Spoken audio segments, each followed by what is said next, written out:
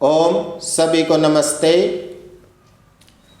कई महीने के बाद यह वीडियो डाल रहे हैं क्योंकि बीच के समय में सोनीपत ज़िले में खरखोदा के पास एक बरोना गांव लगता है और उसी गांव में एक गुरुकुल को प्रारंभ किया है। और जब हम ये निर्माण कर रहे थे तो बीच में बहुत सारे व्यक्ति इस प्रकार प्रश्न भी करते थे कि क्या आज के इस आधुनिक ज़माने में गुरुकुलों की शिक्षा कोई अपने बच्चों को दिलवाएगा? क्या गुरुकुलों में अपने बच्चों को माता पिता भेजेंगे? तो मैं उनसे एक ही बात पूछता था कि वास्तव में एक बात बताएं आप, जब हम अतीत में लौटते हैं बहुत पीछे तो विचार करेंगे क्या हमारी शिक्षा पद्धति गुरुकुलों की नहीं होती थी?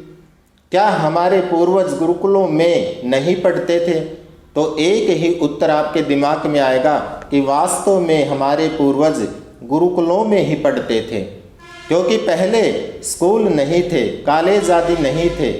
ये तो बहुत अतीत में जब हम पीछे लौट कर जाएंगे तो जब मुगलों का शासन हमारे देश में था तो उन्होंने क्या किया? उन्होंने यहाँ पर गुरुकुलों को तोड़ दिया और उनके स्थान पर मदरसे निर्माण किए।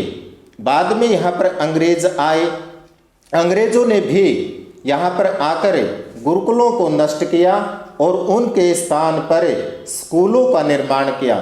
बाद में जब हमारे गुरुकुलों की शिक्षा नष्ट हो गई तो बाद में हम यहाँ पर स्कूल आदि में पढ़ने लग गए। नहीं तो हमारी संस्कृति, हमारी परंपरा तो वेदों की होती थी और गुरुकुलों में हमारे बालक पढ़ते थे। और एक बात मैं और कहना चाहता हूँ कि देखो, भारत देश की अगर कोई आत्मा है, भारत देश की कोई पहचान है तो वास्तव में वे वेद हैं, वास्तव में वे गुरुकुल की शिक्षा है। भारत देश अगर बचेगा तो जब तक गुरुकुल नहीं खुलेंगे अधिक संख्या में, जब तक भारत देश नहीं बच सकता। एक ही उपाय हमारा है, अगर हम अपने भारत देश को फिर से वही विश्व गुरु बनाना चाहते हैं, अगर हम भारत देश को वही जो पहले ये बहुत ही पूरे विश्व में इसकी एक अलग से पहचान थी वो पहचान दिलाना चाहते हैं, तो वो पहचान मिलेगी, वह विश्व गुरु बनेगा गुरुकुल की शिक्षा से। जब गुरुकुल अधिक संख्या में बढ़ेंगे भारत देश में और हमारे बालक गुरुकुलों में पढ़ेंगे तो वास्तव में भारत देश विश्व गुरु बनेगा। अन्यथा ये हमारा सपना एक कल्पना रह जाएगी कि हमारा देश कभी विश्व गुरु बनेगा।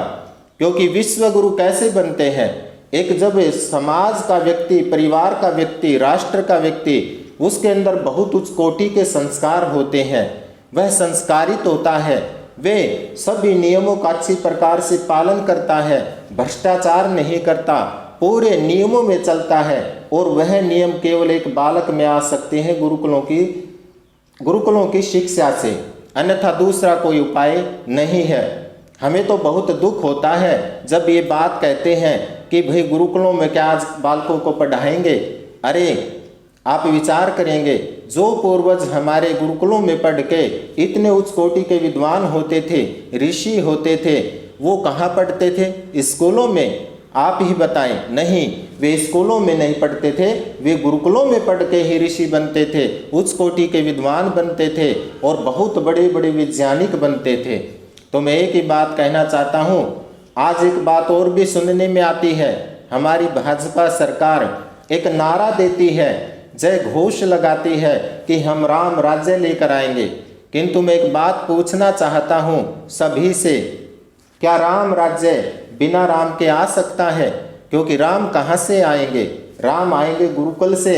राम तो ऋषि वशिष्ठ के पास पढ़ते थे और गुरुकुल में पढ़ के श्री राम इतने मर्यादा पुरुषोत्तम बने थे, नहीं तो अन्यथा वो नहीं बन पाते। इसलिए मैं कहना चाहता हूँ, राम राज्य तभी आएगा जब गुरुकुल खुलेंगे और गुरुकुलों में बालक पढ़ेंगे, वहीं से श्री राम निकलेगा, वहीं से हनुमान निकलेगा, वहीं से श्री कृष्ण निकलेगा। अन्यथा भारत को विश्व गुरु बनाने का सपना, भारत को पूरे विश्व में बहुत ही ऊंचा दर्जा दिलाने का सपना हमारा सपना रह जाएगा। और ये कल्पना रह जाएगी, ये कभी भी सपना पूरा नहीं होगा जब तक हम अपनी संस्कृति परंपरा की ओर नहीं लौटेंगे। और हमारी संस्कृति है, हमारी परंपरा है, भारत की आत्मा है, भारत की एक प्रकार से मैं कहूँ जान है, तो वे गुरुकुल हैं, वे वेद की पढ़ाई है और ये अवश्य ही प्रारंभ होनी चाहिए। अब मैं अपने गुरुकुल के एक ब्रह्मचारी से आपको मिलवाना चाहता हूँ। अभी इसी वर्ष हमने ये गुरुकुल प्रारंभ किया है और यह छात्र, यह विद्यार्थी उत्तर प्रदेश से आया है। मैं इससे मिलवाना चाहता हूँ। ये भी आपको बताएगा कि जब मैं गांव में रहता था तो वहाँ का जीवन कैसा था और अब जब मैं गुरुकुल में पढ़ता हूँ तो यहाँ का जीवन कैसा है। आप उन्हीं के मुख से सुनेंगे। ब्रह्मचारी हर्ष। ओम सभी को नमस्ते। मेरा नाम ब्रह्मचारी हर्ष। मैं वर्तमान में अब गुरुकुल में पढ़ता हूँ और जब मैं अपने गांव में पढ़ता था और गुरुकुल में अब मैं पढ़ता हूँ, इस विषय में आपको बताता हूँ। जब मैं अपने गांव में पढ़ता था जय श्री राम, जय श्री हनुमान तो बहुत सुनता था, लेकिन मुझे यहाँ समझ में नहीं आता कि इनके जैसा बना कैसे जाए। जब मैं गुरुकुल में आया, आचार्य से मिला, गुरुजी से मिला, जब मैं अच्छी विद्या लिया तब मुझे पता चला कि इनके जैसा कैसे बना जा सकता है, क्योंकि हनुमान गुरुकुल में पढ़े थे, श्री राम गुरुकुल में पढ़े थे। अगर आपको अपने बच्चों को श्री राम की तरह, श्री हनुमान की तरह अगर बनाना है तो आपको अपने बच्चों को गुरुकुलों में पढ़ाना ही पड़ेगा। और अगर आप चाहते हो हमारे बच्चे बिगड़ने से बचे तो आप जल्द से जल्द गुरुकुल पढ़ाएं, अन्यथा आपके हाथ कुछ नहीं आएगा। आपके बच्चे बिगड़ रहे हैं और बिगड़ जाएंगे, और जब तक देश में गुरुकुल है तभी देश बचेंगे। ओम सभी को नमस्ते। हर्ष जी ने अपना विचार बताया कि जब मैं गांव में था तो केवल श्री राम की जय सुनता था, श्री राम की जय, हनुमान की जय। लेकिन इन्होंने बताया कि मैं समझ नहीं पाता था कि वास्तव में श्री राम की तरह कैसे बना जाए, हनुमान की तरह कैसे बना जाए। और इसने बताया कि गुरुकुल में आने के बाद जब मैंने वेदों की शिक्षा प्रारंभ की, यहाँ से आचार्यों से बात की, यहाँ के गुरुओं से बात की, तो मैंने पता लगा कि श्री राम कैसे बन सकते हैं, हनुमान जैसा कैसे बन सकते हैं। क्योंकि गुरुकुलों में जो एक बहुत उच्च कोटि की शिक्षा होती है ब्रह्मचर्य की, वह ब्रह्मचर्य की शिक्षा इन्होंने यहाँ पे प्राप्त की, नैतिक मूल्यों की शिक्षा यहाँ पे प्राप्त की।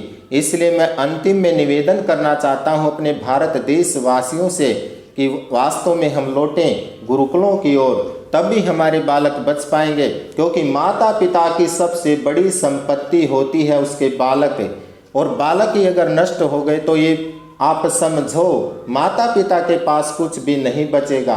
अगर अपनी संपत्ति को, बालकों की संपत्ति को आप बचाना चाहते हो तो वास्तव में गुरुकुलों में उनको भेजो, गुरुकुलों में उनको पढ़ाओ।